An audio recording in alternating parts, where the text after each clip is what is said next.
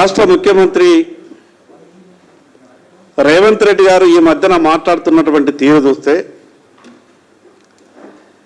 ఈ తెలంగాణ రాష్ట్ర ప్రజలు ఇచ్చినటువంటి అవకాశంలో పావలా వంతు సమయం ఇప్పటికే ఈ కాంగ్రెస్ పార్టీ ప్రభుత్వానికి గడిచి ఈ తెలంగాణ రాష్ట్ర ప్రజలు ఇచ్చినటువంటి అవకాశంలో ఎక్కడా కూడా తట్టెడు పావలా వంతు సమయం ఇప్పటికే తట్టెడు మీ కాంగ్రెస్ పార్టీ ప్రభుత్వానికి గడిచి ఈ తెలంగాణ రాష్ట్ర ప్రజలు ఇచ్చినటువంటి అవకాశంలో ఎక్కడా కూడా తట్టెడు పావలా వంతు సమయం ఇప్పటికే తట్టెడు మీ కాంగ్రెస్ పార్టీ ప్రభుత్వానికి ఈ తెలంగాణ రాష్ట్ర ప్రజలు ఇచ్చినటువంటి అవకాశంలో ఎక్కడా కూడా తట్టెడు పావలా వంతు సమయం ఇప్పటికే తట్టెడు రాష్ట్రాన్ని పరిపాలిస్తారని కాంగ్రెస్ పార్టీకి అవకాశం ఇస్తే ఏంది ఈ రకంగా తయారైంది,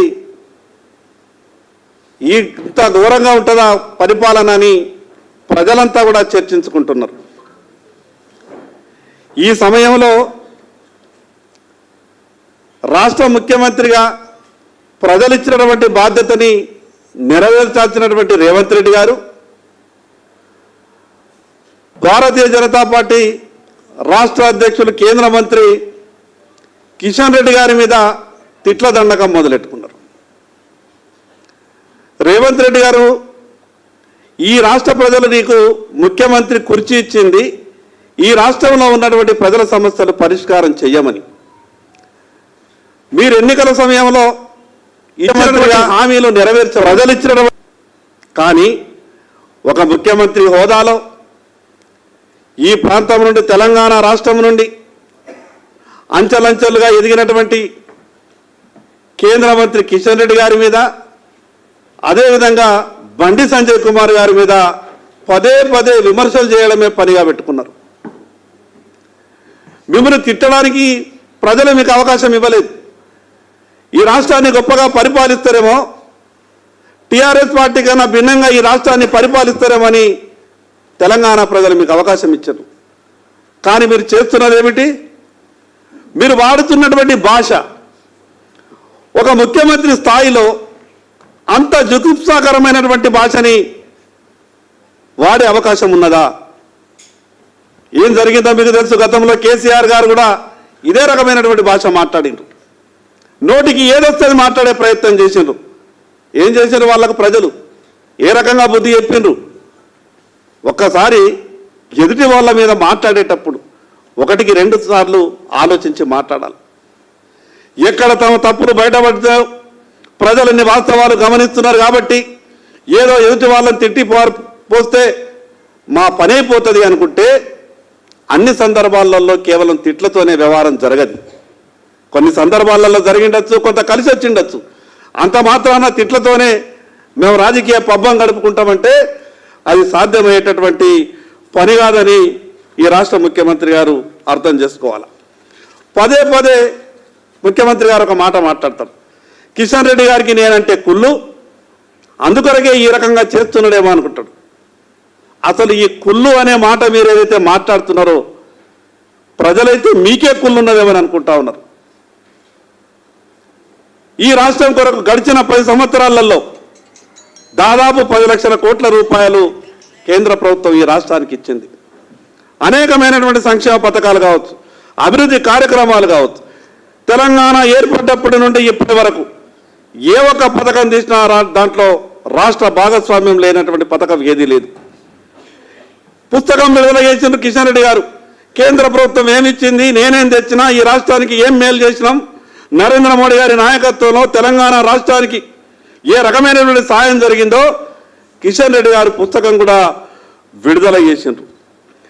మరి అన్నిసార్లు ఈ రాష్ట్రానికి ఎన్ని లక్షల కోట్లు తెచ్చినామనేది, కేంద్ర ప్రభుత్వం ఎంత గొప్పగా సాయం చేసిన అనే విషయాన్ని పుస్తక రూపంలో ప్రకటించిన తర్వాత మళ్ళీ పదే పదే ఏం తెచ్చిండ్రు అనే మాట మాట్లాడేటటువంటి ప్రయత్నం చేస్తారు.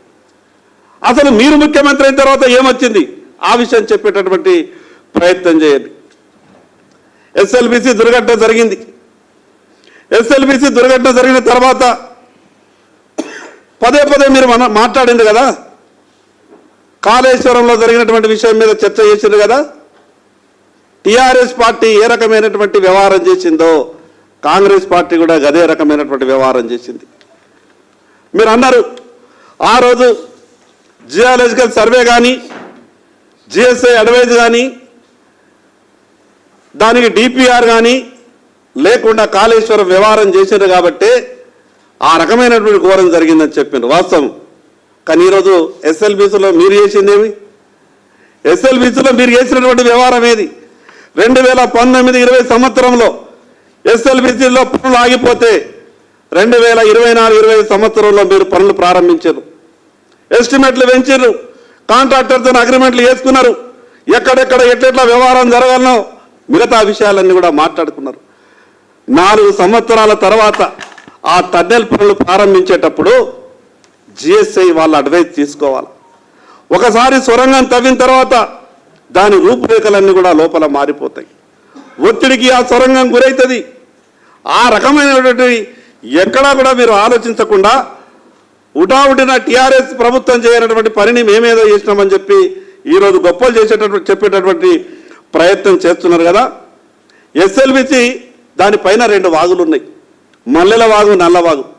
ఆ 2 వాగులు ఎస్ఎల్బిసి పైన పారుతున్నప్పుడు 450 మీటర్లు తక్కువ దాంట్లో డౌన్లో ఉన్నది.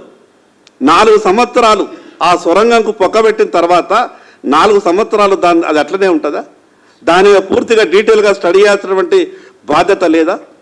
ఈరోజు జరిగినటువంటి దుర్ఘటన మీద ఇది కేవలం ఈరోజు దుర్ఘటనే కాదు, ఈ ప్రమాదం కాదు, ఆ ప్రాజెక్టు మొత్తం కూడా ప్రమాదంలో పడేటటువంటి అవకాశం ఉన్నది. అది ఎక్కడికో వెళ్ళింది. చివరిగా 20-25% మిగిలి ఉన్నటువంటి ఆ పనులు ఒక గందరగోళంగా తయారయ్యేటటువంటి పరిస్థితి ఉన్నది. అందుకే రాష్ట్ర ముఖ్యమంత్రి రేవంత్ రెడ్డి గారికి ఒక విషయం చెప్పదలుచుకున్నాం. ఈరోజు అంచెలంచెలుగా ఎదిగినటువంటి కిషన్ రెడ్డి గారు ఏదో ఉటావుటిన ఎవరి మీద ఆరోపణలు చేసో, ఏదో రాజకీయ జిమ్మిక్కులు చేసో, ఈరోజు ఈ ఇన్ని సంవత్సరాలు రాజకీయాల్లో ఉండి ఇటు రాష్ట్ర పార్టీ అధ్యక్షునిగా, అదేవిధంగా కేంద్ర మంత్రిగా, జాతీయ స్థాయిలో అనేకమైనటువంటి పార్టీ ఆర్గనైజేషన్ పదవులే కాకుండా ఒక గొప్ప వ్యక్తిత్వంతో రాజకీయాలు చేస్తున్నటువంటి కిషన్ రెడ్డి గారి మీద మీరు మాట్లాడేటప్పుడు 1-2 సార్లు ఆలోచించాలి. ఈరోజు ఈ తెలంగాణ రాష్ట్రానికి, మీరు తెలంగాణ రాష్ట్రానికి మంచి జరగాలనుకుంటే ఈ రాష్ట్రం నుండి ప్రాతినిధ్యం వహిస్తున్న మంత్రులతోని సఖ్యతగా ఉంది. రాజకీయాలు ఏమైనా, రాజకీయాలలో మిగతా మనకేమైనా విభేదాలు ఉండొచ్చు, కానీ రాష్ట్ర అభివృద్ధిలో మీరు సహకారం తీసుకునేటటువంటి ప్రయత్నం చేయాలి. ఈరోజు అడగగానికి ఈరోజు దేశ ప్రధానమంత్రి మీకు అపాయింట్మెంట్ ఇస్తున్నాడు, మీ రాష్ట్రానికి ఏం కావాలని అడుగుతున్నాడు. ప్రమాదం జరిగిన వెంటనే క్షణాలలో ఒక ప్రధానమంత్రిగా, ముఖ్యమంత్రిగా మీతో మాట్లాడిండు. దీని బట్టే మీరు అర్థం చేసుకోవాలా కేంద్ర ప్రభుత్వం మీతో ఎంత, ఈ రాష్ట్రానికి ఎంత గొప్ప సాయం చేయడానికి ముందుకొస్తున్నదో, అన్ని రకాలుగా సహకారం అందిస్తూ ఉన్నది. పనులు చేయనప్పుడు ప్రజల దృష్టిని మరల్చాలని కేవలం తిట్ల దండకంతోనే 1-4 సార్లు తిట్లు తిడితే మనం బాధ్యత నుండి తప్పించుకోవచ్చని ముఖ్యమంత్రి గారు మాట్లాడితే అది సరైనటువంటి పద్ధతి కాదు. రాష్ట్ర ప్రజలన్నీ కూడా గమనిస్తూ ఉన్నారు, ఎవరు ఏం వ్యవహారం చేస్తూ ఉన్నారు, ఎవరు ఏ రకంగా మాట్లాడుతున్నారు. రాష్ట్ర ప్రజలంతా కూడా అన్ని విషయాలు గమనిస్తూ ఉన్నారు. ముఖ్యమంత్రి గారు ఒక మాట చెప్పిండ్రు, ప్రపంచంలోనే ఇది అతిపెద్ద ప్రాజెక్టు, ఒక క్రిటికల్ ప్రాజెక్ట్ అని. వాస్తవం, ఇది క్రిటికల్ ప్రాజెక్ట్. మరి అటువంటి క్రిటికల్ ప్రాజెక్టుని 4-5 సంవత్సరాలు పెండింగ్లో ఉన్న తర్వాత దాన్ని పునఃప్రారంభించేటప్పుడు ఎన్ని జాగ్రత్తలు తీసుకోవాలో జాగ్రత్తలు తీసుకోలేదు. స్పష్టంగా ఈరోజు లోపల ఏదైతే అక్కడ ఉన్నటువంటి పైన ప్రత్యక్ష సాక్షి చెప్పినటువంటి దాని ప్రకారం ఏవైతే లోపల పిల్లలు ఆ స్లాబులు పెడతారో, రెడీమేడ్ స్లాబులు, అవి కుంగిపోయినాయని చెప్తున్నారు. ఎందుకు కుంగిపోయేటటువంటి పరిస్థితి వచ్చింది, దాని మీద పూర్తిగా విచారణ చేపట్టాలి. మాకైతే అనుమానం ఉన్నది, పనులు చేపడుతున్నటువంటి సంస్థ పూర్తిగా ఆర్థికంగా నిర్వీర్యమైందని సమాచారం ఉన్నది. బ్యాంక్ కరెక్ట్ అయింది, అటువంటి సంస్థతోనే మళ్ళీ తిరిగి ఒప్పందం చేసుకున్నారు. సరి అయిన రీతిలో మెయింటెనెన్స్ లేదని అక్కడ ఉన్నటువంటి సాక్షులు చెప్పినారు. వీటన్నిటి మీద చర్చ చేయాలా, ఎక్కడ తప్పు జరిగిందో తప్పు సరిదిద్దుకునే ప్రయత్నం చేయాలా. కానీ కేవలం విమర్శించి మా బాధ్యత నుంచి తప్పుకునే ప్రయత్నం చేస్తాం. ప్రజలు మమ్మల్ని ఏమి అనుకోవద్దు, ఏం చేసినా చేయకున్నా ఏమి అనుకోవద్దు అనే రీతిలో మీరు మాట్లాడుతున్నారు. 15 నెలలు అయిపోయింది కదా ఈ రాష్ట్రంలో కాంగ్రెస్ పార్టీ అధికారంలోకి వచ్చి. గ్యారంటీలకు అతిగతి లేదు, మంత్రుల సమన్వయం లేదు, ఆర్థిక పరిస్థితి బాగా లేదు, ఎవరు ఎక్కడ ఏం చేస్తున్నారో తెలిసేటటువంటి పరిస్థితి లేదు, ఒక గందరగోళమైనటువంటి పరిస్థితి ఉన్నది. అందుకే మీరు చేస్తున్నటువంటి తప్పుల్ని కప్పిపుచ్చుకోవడానికి ఈరోజు రాష్ట్ర భారతీయ జనతా పార్టీ అధ్యక్షులు కిషన్ రెడ్డి గారి మీద మాట్లాడేటటువంటి ప్రయత్నం చేస్తున్నారని ఈ విషయాన్ని ప్రజలంతా కూడా గమనిస్తూ ఉన్నారు. అందుకే మరొక్కసారి రాష్ట్ర ముఖ్యమంత్రి రేవంత్ రెడ్డి గారికి చెప్పదలుచుకున్నాం. మీకు తెలుసు కిషన్ రెడ్డి గారి కిషన్ రెడ్డి గారు ఏ రకమైనటువంటి వ్యక్తిత్వం, ఎంత గొప్ప వ్యక్తిత్వం ఉన్న మనిషి మీరు చూసిండ్రు. మీరు దూరం ఉన్నటువంటి వ్యక్తి కాదు. అన్ని తెలిసి కూడా మీరు కిషన్ రెడ్డి గారి మీద ఏవైతే ఆరోపణలు చేస్తారో అవి సరైనటువంటి విధానం కాదు. ఈ రాష్ట్రం బాగోగురు కోరుకున్నటువంటి ముఖ్యమంత్రిగా మీరుంటే కేంద్ర మంత్రి ఇక్కడ నుండి ప్రాతినిధ్యం వహిస్తుడు సహాయ సహకారాలు తీసుకోవాలి.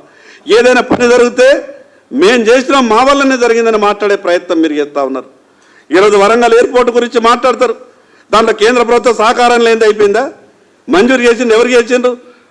జరిగితేమో మా వల్ల జరిగింది గొప్పగా అని చెప్పుకునే ప్రయత్నం చేస్తారు. ఎక్కడైనా ఏదైనా ఆగిపోతే అదేదో భారతీయ జనతా పార్టీ నాయకులు అడ్డుపడుతున్నారు, కేంద్ర మంత్రులు అడ్డుపడుతున్నారు అని మాట్లాడతారు. మీకు తెలుసు రాష్ట్ర ముఖ్యమంత్రిగా మీరు చూస్తున్నారు కదా అన్ని విషయాలు. ఒక విషయం అనుకున్న తర్వాత మూసీ గురించి మాట్లాడతారు, మెట్రో గురించి మాట్లాడతారు. ఇక్కడ కేవలం పత్రికా సమావేశంలో మాట్లాడినంత ఈజీగా పనులు జరుగుతాయా? దాని తర్వాత కేంద్ర ప్రభుత్వం ఏ రకంగా అనుసంధానంగా ఉండాలి, ఎప్పటికప్పుడు ఆ విషయాల మీద డిపిఆర్లు కానీ మిగతా విషయాల మీద చర్చ జరగాల. అన్ని రకాలుగా పూర్తిగా ఇచ్చిపుచ్చుకుంటేనే అభివృద్ధి అనేది జరుగుతుంది. ఫెడరల్ వ్యవస్థ అంటే కేవలం కేంద్రం రాష్ట్రానికి మాత్రమే సహకరించడు కాదు. కేంద్రం ఏదన్నా చెయ్యాలనుకుని ముందుకు వచ్చినప్పుడు రాష్ట్రం కూడా కేంద్రానికి సహకరించినప్పుడే పనులన్నీ కూడా మంచిగా జరుగుతాయి. అందుకే మరొక్కసారి రాష్ట్ర ముఖ్యమంత్రి గారికి చెప్పదలుచుకున్నాం, మీరు మాట్లాడేటప్పుడు 1-2 సార్లు ఆలోచించి మాట్లాడితే బాగుంటుంది. గతంలో మాట్లాడినటువంటి వాళ్ళకు మీ కళ్ళ ముందరనే ఉదాహరణ ఉన్నది, తాజా ఉదాహరణ. ఏం మాట్లాడారు టీఆర్ఎస్ పార్టీ వాళ్ళు గతంలో? కేసీఆర్ గారు కావచ్చు, కేటీఆర్ గారు కావచ్చు, కవిత గారు కావచ్చు, ప్రజలు వాళ్ళకి ఏ రకమైనటువంటి గుణపాఠం చెప్పిండ్రో మీకు తెలుసు. అందుకే మీరు మాట్లాడేటప్పుడు 1-2 సార్లు ఆలోచించి మాట్లాడవలసిందిగా మేము ముఖ్యమంత్రి రేవంత్ రెడ్డి గారికి చెప్పదలుచుకున్నాం.